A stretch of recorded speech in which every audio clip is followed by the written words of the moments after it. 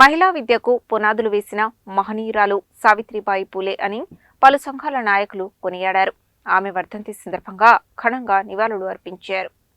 సావిత్రిబాయి పూలే 130వ వర్ధంతిని పురస్కరించుకుని మంగళవారం స్థానిక క్లాక్ టవర్ వద్ద గల మహాత్మా జ్యోతిబా పూలే విగ్రహం వద్ద సావిత్రిబాయి పూలే చిత్రపటానికి బీసీ సంక్షేమ సంఘం నల్గొండ జిల్లా కమిటీ ఆధ్వర్యంలో సంఘం నాయకులు పూలమాలలు వేసి ఘనంగా నివాళులు అర్పించారు. ఈ సందర్భంగా బీసీ సంక్షేమ సంఘం జిల్లా అధ్యక్షులు చక్రహరి రామరాజు మాట్లాడుతూ సావిత్రిబాయి పూలే భారతదేశ తొలి మహిళా ఉపాధ్యాయుని అని, జీవితాంతం సమాజ సేవకే అంకితం చేసిన గొప్ప సంఘ సంస్కర్త అని కొనియాడారు. ఆమె 180 సంవత్సరాల క్రితం వ్యవస్థలో దళితులకు, ముఖ్యంగా మహిళలకు విద్య నిషేధించబడ్డ రోజులలో ఆమె తన భర్త దగ్గర చదువు నేర్చుకుని అనేక పాఠశాలలు నెలకొల్పి మహిళల సాధికారత కోసం ఎన్నో ఇబ్బందులు ఎదుర్కొని అగ్రవర్ణాలు అనేక రకాల దాడి చేసినా లెక్క చేయకుండా ముందుకు వెళ్లిన గొప్ప మహిళ అని అన్నారు. సాంఘిక దురాచారాలకు, మూఢనమ్మకాలకు వ్యతిరేకంగా జీవితాంతం పోరాటం చేసిన మహిళ అని, సమాజంలో మోసపోయిన మహిళల కోసం,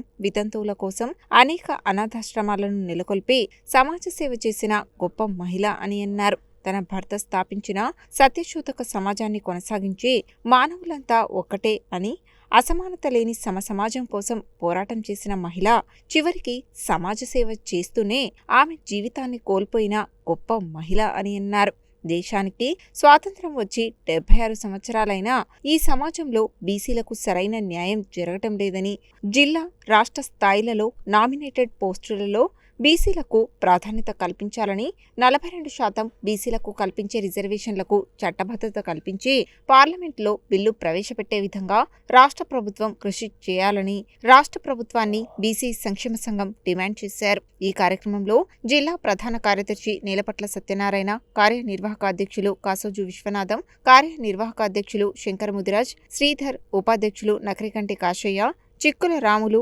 వాడపల్లి సాయిబాబా, గుంటోజు గోవర్ధనాచారి, జిల్లా ఆదినారాయణ, గంజి భిక్షమయ్య నేత, ఎల్లం రాజు, చొల్లెటి రమేష్, యువజన జిల్లా అధ్యక్షులు గుండబోయిన మల్లయ్య యాదవ్ తదితరులు పాల్గొన్నారు. సావిత్రిబాయి పూలే 130వ వర్ధంతి కార్యక్రమం బీసీ సంక్షేమ సంఘం నల్లగొండ ఆధ్వర్యంలో ఘనంగా నిర్వహించడం జరిగింది. తెలంగాణ సెంటర్లో సావిత్రిబాయి పూలే భారతదేశపు తొలి మహిళా ఉపాధ్యాయుని.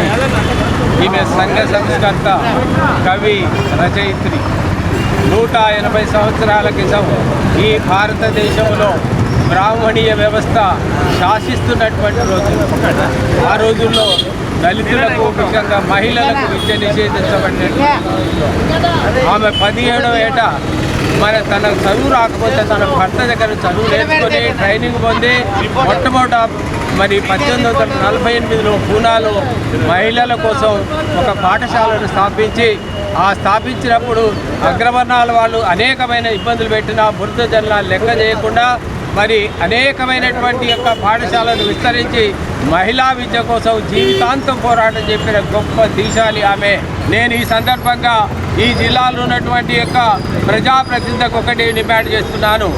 ఇప్పటి నుంచి ఈ జిల్లాలో ఏ నామినేటెడ్ పోస్ట్ వచ్చినా కూడా బీసీలకే ఇవ్వాలని నేను డిమాండ్ చేస్తా ఉన్నాను. 130వ సావిత్రిబాయి పూలే వర్ధంతి ఘనంగా జరుపుకోవడం జరుగుతుంది. ముఖ్యంగా వారు కవి, రచయిత్రి, సంఘ సంస్కర్త. 180 సంవత్సరాల క్రితము స్త్రీలకు విద్య లేని సమయంలో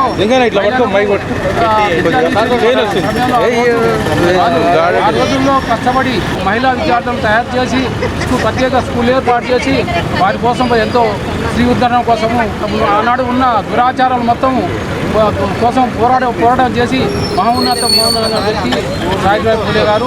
జిల్లా బీసీ సంక్షేమ సంఘం తరఫున జ్యోతిరావు, శ్రీమతి సావిత్రిబాయి పూలే, జ్యోతిరావు పూలే వాళ్ళ ఆశయాలు చాలా గొప్పవి.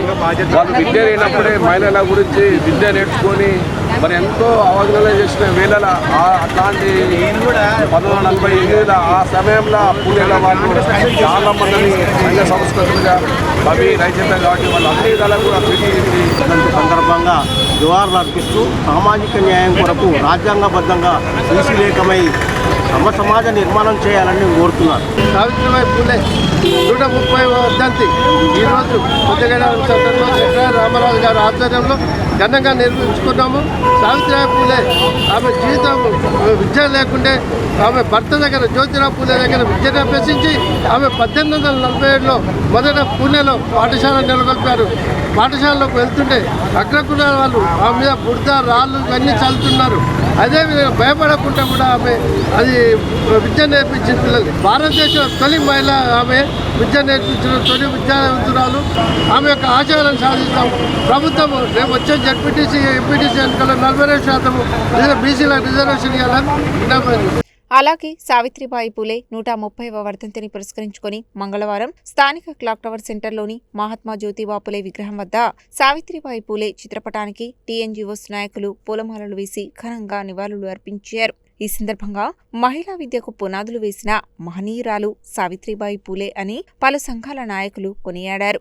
ఈ కార్యక్రమంలో TNGOs employees JAC chairman Nagulla Murali, కార్యదర్శి శేఖర్ రెడ్డి, రమ్య, సుధా, కరుణశ్రీ, సత్యనారాయణ, బాలకృష్ణ, యాదయ్య తదితరులు పాల్గొన్నారు.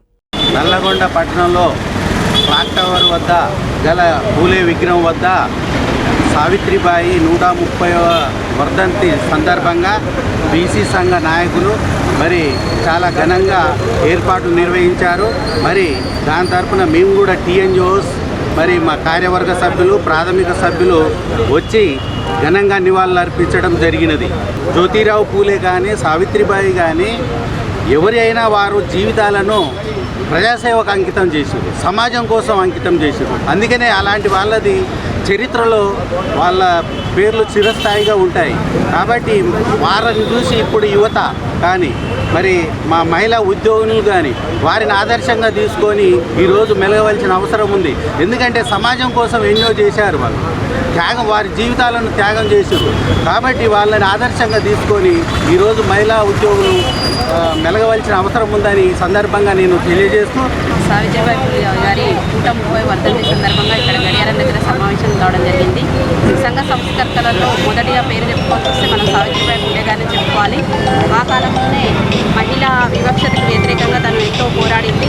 ప్లేగ్ వ్యాధిగ్రస్తులకు సేవ చేస్తూ తన ప్రాణాలను కూడా వదిలింది. ఆమె సావిత్రిబాయి పూలే ఆదర్శంగా తీసుకొని మనం విద్యాపరంగా మహిళలు ఎంతోగానో అభివృద్ధి చెందారు. నేటి మహిళలు యువత సావిత్రిబాయి పూలేని ఆదర్శంగా తీసుకొని మంచి మార్గంలో నడిచి దేశాన్ని అభివృద్ధికి తోడ్పడాలని కోరుకుంటున్నాను. అదేవిధంగా సావిత్రిబాయి పూలే 126వ వర్ధంతి సందర్భంగా నల్గొండ బీసీ సంక్షేమ సంఘం జిల్లా కార్యాలయంలో ఘనంగా నివాళులు అర్పించారు. ఈ సందర్భంగా బీసీ సంక్షేమ సంఘం జాతీయ ఉపాధ్యక్షులు మిరియాల యాదగిరి, బీసీ సంక్షేమ సంఘం జిల్లా అధ్యక్షులు దుడుకు లక్ష్మీనారాయణ మాట్లాడుతూ మహిళలకు విద్య పూర్తిగా నిషేధించిన రోజుల్లోనే తన భర్త అయినటువంటి జ్యోతిరావు పూలే వద్ద విద్యాబుద్ధులు నేర్చుకుని 52 పాఠశాలలు నెలకొల్పి మహిళలకు విద్యాబుద్ధులు నేర్పించి చైతన్యం చేసిన గొప్ప నాయకురాలు సావిత్రిబాయి పూలే అని కొనియాడారు. ఆమె విగ్రహాన్ని పార్లమెంట్లో పెట్టి 29 రాష్ట్రాల్లో అసెంబ్లీలో విగ్రహాన్ని పెట్టి వారికి తగిన ప్రాధాన్యత ఇవ్వాలని, మహిళలకు 33% సబ్ కోటా ఇవ్వాలని డిమాండ్ చేశారు. ఈ కార్యక్రమంలో బీసీ సంక్షేమ సంఘం రాష్ట్ర కార్యదర్శి గుండు వెంకటేశ్వర్లు, బీసీ సంక్షేమ సంఘం కోశాధికారి జేరిపోతుల రమేష్ గౌడ్, పట్టణ అధ్యక్షులు పుట్ట వెంకన్న గౌడ్, జిల్లా ఉపాధ్యక్షులు బక్కతట్ల వెంకన్న యాదవ్, సూరముత్యాలు, జిల్లా కార్యదర్శి వల్లకీర్తి శ్రీనివాస్, వీరమల్లు భాస్కర్, అంజిబాబు, నరసింహ, సత్యనారాయణ, శ్రీనివాస్ తదితరులు పాల్గొన్నారు. ఈరోజు ఎస్పీటీ మార్కెట్ నందు బీసీ సంక్షేమ సంఘం ఆధ్వర్యంలో సావిత్రిబాయి పూలేకు 126వ వర్ధంతి ఘనంగా జరిపించడం జరిగింది. పూలమాల వేసి ఎస్పీటీ మార్కెట్ వ్యాపారస్తులందరూ కూడా పాల్గొని ఘనంగా నివాళులర్పించడం జరిగింది. ఈ యొక్క సావిత్రిబాయి పూలే మహిళలకు విద్య కావాలన్న ఉద్దేశంతో ఆమె ఆ రోజుల్లో పోరాడి ఒక ఉపాధ్యాయురాలుగా అయ్యి మహిళలుగా విద్య అభ్యసించడం విద్యను బోధించడం చాలా శుభశాఖము. అదే రకంగా ఆమె ఆశయాలందరం కూడా పాటించి ముందుకు తీసుకోవాలని కోరుకుంటూ ఆమె తరపున ఈ యొక్క మహిళలకు కూడా మహిళల రిజర్వేషన్, బీసీ రిజర్వేషన్ అన్నీ కూడా అమలు జరపాలని మరొకసారి కోరుకుంటూ సావిత్రిబాయి పూలే వర్ధంతి సందర్భంగా వారికి శుభాకాంక్షలు చేస్తాం. 126వ వర్ధంతి సందర్భంగా నల్గొండ బీసీ సంక్షేమ సంఘం జిల్లా కార్యాలయంలో ఘనంగా నిర్వహించడం జరిగింది. వారు మహాత్మా జ్యోతిరావు పూలే సతీమణి ఆమె 9వ ఏట వివాహం చేసుకొని సావిత్రిబాయి పూలే ఆశయాలకు అనుగుణంగా వారు ప్రజా జీవితాన్ని నడిపించినటువంటి సావిత్రిబాయి పూలే అదేవిధంగా పార్లమెంట్లో 33% మహిళా రిజర్వేషన్లు సబ్ కోటా కల్పించాలని నల్గొండ బీసీ సంక్షేమ సంఘం నుంచి డిమాండ్ చేస్తా ఉన్నాం. ఈరోజు సావిత్రిబాయి పూలే వర్ధంతి సందర్భంగా నల్గొండ బీసీ సంక్షేమం కార్యాలయంలో ఘనంగా నిర్వహించడం జరిగింది. వారందరి ఒక ఆశయం, బీసీ నాయకుల ఒక ఆశయం ఏంటంటే వాళ్ళందరి ఆశయ సాధన కోసం కృషి చేసిన వారందరికీ నల్గొండ పక్షాన ధన్యవాదాలు తెలుపుకుంటున్నాం. బీసీ సంక్షేమ సంఘం ఆధ్వర్యంలో ఎస్పీటీ మార్కెట్లో ఆమె యొక్క చిత్రపటానికి పూలమాల ధారణ చేసి ఆమెకు ఘనంగా నివాళులు అర్పించడం జరిగింది. ఈ సందర్భంగా రాష్ట్ర కేంద్ర ప్రభుత్వాలను ఒకటే కోరుతా ఉన్నాం, ఆమె జయంతి వర్ధంతి కార్యక్రమాలని ప్రభుత్వమే నిర్వహిస్తూ ఆమె యొక్క జయంతి కార్యక్రమాన్ని మహిళా ఉపాధ్యాయుల దినోత్సవంగా మార్చాలని రాష్ట్ర ప్రభుత్వాన్ని విజ్ఞప్తి చేస్తూ ఉన్నాం.